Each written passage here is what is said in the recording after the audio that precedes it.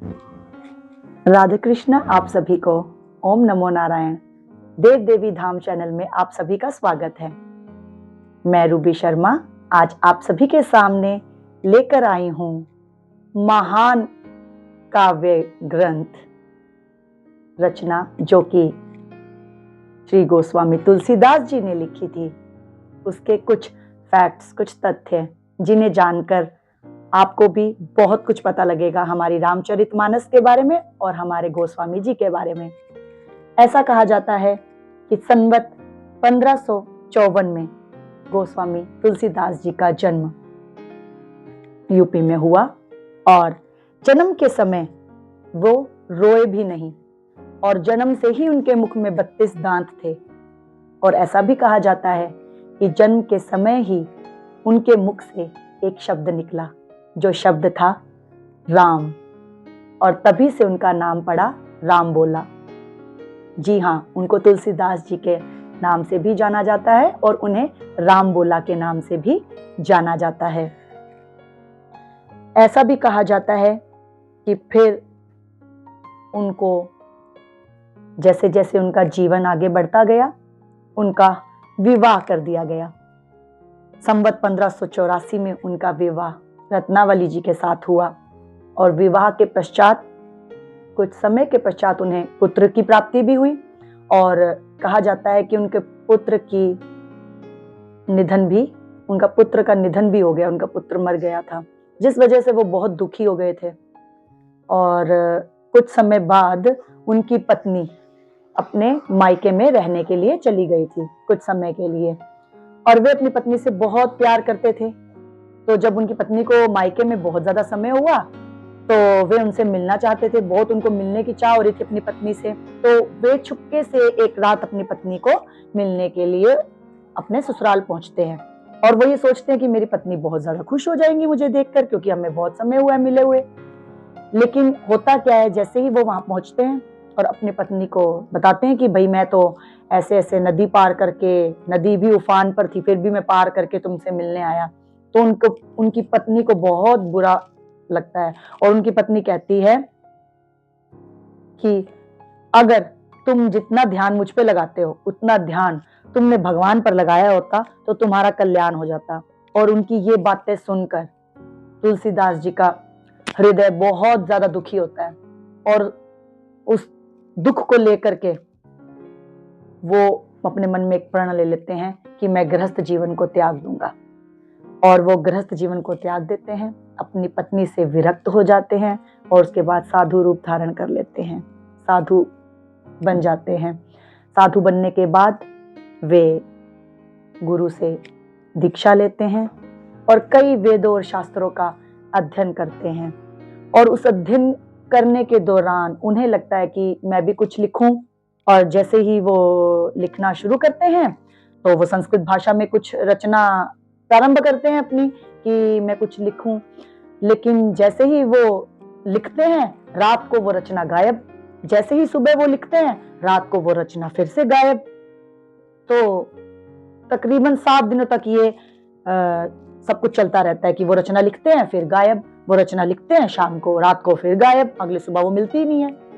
तो फिर एक रात को क्या होता है कि उनके स्वप्न में भगवान शिव आते हैं और भगवान शिव आ करके उन्हें आदेश देते हैं कि तू काशी से जा अयोध्या, और अयोध्या जा करके अपनी बोली में, अपनी भाषा में तू एक काव्य ग्रंथ की रचना कर, और उस काव्य ग्रंथ को मैं आशीर्वाद दूंगा और मेरा उस पे यह आशीर्वाद होगा कि वो साम वेद के समान फलदायक होगी। तो ऐसा उनको आदेश मिलता है तुलसीदास जी को। और जैसे ही तुलसीदास जी सुबह उठते हैं, अपने स्वप्न को याद करते हैं, तो वो अयोध्या की ओर निकल पड़ते हैं। जब अयोध्या की ओर निकल पड़ते हैं तो अयोध्या पहुंचते हैं। वहां पहुंच करके वो घाट के पास अपना डेरा डालते हैं। और जब घाट के पास अपना डेरा डालते हैं तो फिर वो अवधी भाषा में अपने काव्य ग्रंथ श्री रामचरितमानस जी की रचना प्रारंभ करते हैं। और देखिए कैसा संयोग बनता है, 1631 में वो अयोध्या पहुंचते हैं और वहां रामचरितमानस की शुरुआत जिस दिन वो करते हैं, वो दिन कौन सा होता है? वो दिन वही दिन होता है, उस दिन वही नक्षत्र, वही ग्रह होते हैं जिस दिन त्रेता युग में राम जी का जन्म हुआ था। तो आप सोचो कि त्रेता युग में जिस दिन, जिस नक्षत्र के समय में राम जी का जन्म हुआ, उसी दिन, उसी नक्षत्र के समय में संवत 1631 में तुलसीदास जी काव्य ग्रंथ की रचना शुरू करते हैं, श्री रामचरितमानस जी की। तो कितना अच्छा संयोग था, देखिए। तो राम जी का उन पर आशीर्वाद था, बहुत आशीर्वाद था। तो उन्होंने वो काव्य ग्रंथ लिखना शुरू किया, और जैसे ही वो उसे लिख रहे थे, जैसे ही वो उसको लिखते जा रहे थे, और तो उसको लिखते लिखते उनको कितना समय बीत गया पता ही नहीं चल पाया। और जब उन्होंने उसको पूरा किया, तब पता लगता है कि जिस दिन उन्होंने पूरा किया, 1631 में वो लिखने लगे थे, जिस दिन राम जी का जन्म हुआ, और 1633 में उनकी वो रचना पूर्ण हुई। और किस दिन पूर्ण हुई? देखिए इसका भी संयोग कितना अच्छा है। जिस दिन पूर्ण हुई, उस दिन, वही दिन, वही नक्षत्र, वही ग्रह उस दिन भी थे जब राम विवाह के ग्रह थे त्रेता युग में। तो राम विवाह के नक्षत्र वाले दिन 1633 में तुलसीदास जी की श्री रामचरितमानस के 7 कांड की रचना पूर्ण हो चुकी थी। तो आप सोचिए, 2 साल 7 महीने 26 दिन का समय तुलसीदास जी को रामचरितमानस की रचना करने में लगे थे। और कहते हैं कि इस रचना के अंदर 7 कांड बताए गए हैं: बाल कांड, अयोध्या कांड, किष्किंधा कांड, अरण्य कांड, सुंदर कांड, है ना, लंका कांड जिसे युद्ध कांड भी कहा जाता है, और फिर उत्तर कांड। और कहते हैं इस रचना को करने के बाद, पूर्ण करने के बाद, तुलसीदास जी को ये हुआ कि मुझे भगवान शिव का आदेश था, और मैंने उनके आदेश पर ये रचना लिखी और अपनी भाषा में लिखी। तो क्या करते हैं, वो उस रचना को लेकर के वापस काशी जाते हैं। काशी जा करके वो काशी विश्वनाथ मंदिर के अंदर उस रचना को रख देते हैं, रात को रख देते हैं, और फिर मंदिर का ताला वगैरह लग जाता है रात को। और जैसे ही सुबह वो अपनी रचना को लेने वहां जाते हैं, तो क्या देखते हैं, क्या पाते हैं कि उस रचना के ऊपर स्वयं साक्षात भगवान शिव ने हस्ताक्षर किए हैं। शिव जी ने उन्हें आशीर्वाद दिया है उस रचना को। और उस हस्ताक्षर में क्या लिखा है? सत्यम शिवम सुंदरम। तो ये सब देख करके सब आश्चर्यचकित हो गए, आसपास के लोग भी, आसपास के पंडित विद्वान सब आश्चर्यचकित हो गए। तो इसीलिए कहा जाता है कि ये बहुत महान काव्य ग्रंथ है, जिसको कि ना सिर्फ सभी भगवानों का, सभी ईश्वर का, सभी देवी देवताओं का आशीर्वाद प्राप्त है, बल्कि स्वयं साक्षात शिव ने इस ग्रंथ पर अपने हस्ताक्षर किए हुए हैं, सत्यम शिवम सुंदरम के रूप में। और ऐसा कहा जाता है कि जब ये ग्रंथ लोगों की नजरों में आया, पंडितों की, विद्वानों की, कि भाई ऐसे ऐसे एक अमुक व्यक्ति ने ऐसे ऐसे ग्रंथ की रचना की है जो कि अवधी भाषा में है। तो क्या होता है कि उस समय सभी ग्रंथ, धर्म ग्रंथ जो भी थे, वो संस्कृत भाषा में थे, संस्कृत की ही ज्यादा महत्व थी उस समय।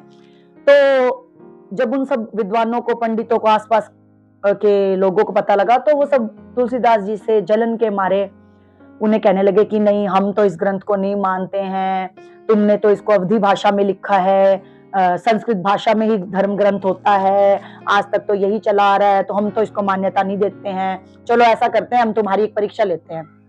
तो तुलसीदास जी मन में सोचते हैं कि परीक्षा, हाँ क्यों नहीं, क्योंकि उन्हें तो मन में पता था कि ये ग्रंथ मेरा स्वयं भगवान द्वारा आशीर्वाद प्राप्त है इस ग्रंथ को।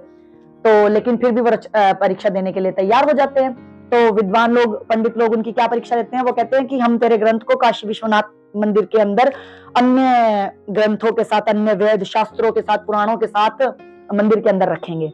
तो वो लोग क्या करते हैं कि काशी विश्वनाथ मंदिर में जाते हैं और श्री रामचरितमानस जी को भी लेते हैं, और बहुत सारे वेद, पुराण और भी कई शास्त्र और ग्रंथ लेते हैं, और सबको ऊपर रखते हैं, और श्री रामचरितमानस को सबसे नीचे, उन सभी ग्रंथों के सबसे नीचे रखते हैं, और मंदिर में छोड़ करके सब चले जाते हैं अपने अपने स्थान को, और फिर ताला लग जाता है मंदिर में। और जैसे ही सुबह आते हैं, सभी चेक करने के लिए भी देखते हैं क्या होता है। तो जैसे ही वो सुबह आते हैं, जो ग्रंथ श्री रामचरितमानस जी का सबसे नीचे की ओर रखा हुआ होता है, वो सबसे ऊपर आ जाता है। तो इस बात को देखकर कि सबसे नीचे हमने रखा था और इतनी सारी ग्रंथों के से होकर वो ऊपर पहुंच गया। भाई ये तो साक्षात, सच में साक्षात भगवान स्वरूप है, इसको सच में भगवान का आशीर्वाद प्राप्त है। तो उन्होंने बहुत बहुत क्षमा मांगी और उनकी मतलब बुद्धि फिर शुद्ध हुई, उनका मन शुद्ध हुआ, बुद्धि शुद्ध हुई। फिर उन्होंने तुलसीदास जी से क्षमा मांगी और कहा कि आज से आपका ये ग्रंथ सर्वोपरि सर्वप्रथम ग्रंथ होगा, श्री रामचरितमानस। तो उन्होंने उसको वाकई में माना कि हाँ, ये सर्वोपरि ग्रंथ है, सच में इसमें इनमें शक्तियां हैं, सच में इनको भगवान का आशीर्वाद प्राप्त है और सच में ही इस ग्रंथ के अंदर, इस काव्य ग्रंथ के अंदर कुछ ना कुछ तो है जिसको भगवान ने ही स्वयं आदेश करके बनवाया है। तो ये सब होने के बाद जब उनकी परीक्षा पूरी हो जाती है तो सब उनको मानते हैं और उसी समय से श्री रामचरितमानस को हमारे ग्रंथों में, शास्त्रों में, धर्म ग्रंथ में उच्च स्थान प्राप्त है। और इन्हें, इस ग्रंथ को, श्री रामचरितमानस जी को सभी ग्रंथों का सुमेरु भी कहा जाता है। और ऐसा कहा जाता है कि इस ग्रंथ के अंदर जितनी भी चौपाई है, हर चौपाई के अंदर हमारे जीवन की परेशानियों के बारे में बता रखा है और उसका हल, या यूं कहें उसका सॉल्यूशन, समाधान भी आपको उस चौपाई के अंदर ही मिल जाता है। और कहा जाता है कि गोस्वामी तुलसीदास जी ही वाल्मीकि जी का भी स्वरूप हैं।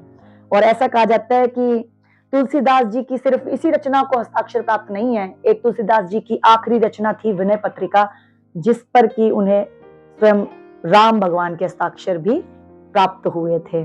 और उन्होंने बहुत सारे ग्रंथों की रचना भी की। इतना सुंदर चरित्र चित्रण किया हुआ है श्री तुलसीदास जी ने रामचरितमानस के अंदर कि जब आप उसको पढ़ेंगे तो आपको वाकई लगेगा कि कितनी रस वाली, कितनी आनंद देने वाली ये शास्त्र ग्रंथ है।